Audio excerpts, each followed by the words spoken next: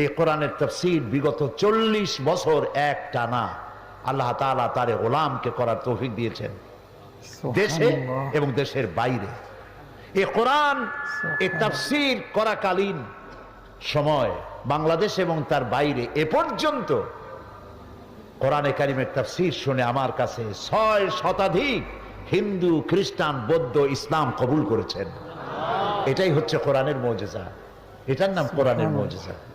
কোরআনের মুজিজা তাকায় দেখেন আজকের মাহফিলের দিকে, এর নাম কোরআনের মুজিজা। একটি জনসভা যদি হতো তাহলে আপনাদেরকে বাস ভাড়া দিয়ে আনতে হতো, ঠিক না? এই দারুল ইসলাম ট্রাস্ট রাজশাহী আপনাদেরকে বাস ভাড়া দিছে? সত্যি করে বলেন, রিক্সা ভাড়া দিছে? তাহলে অন্তত রাতের খানা আপনাদেরকে সরবরাহ করবে। বাস ভাড়া, রিক্সা ভাড়া তো দূরের কথা, খাওয়ার দাওয়া তো দূরের কথা, একটা চকলেটও আপনারা পাবেন।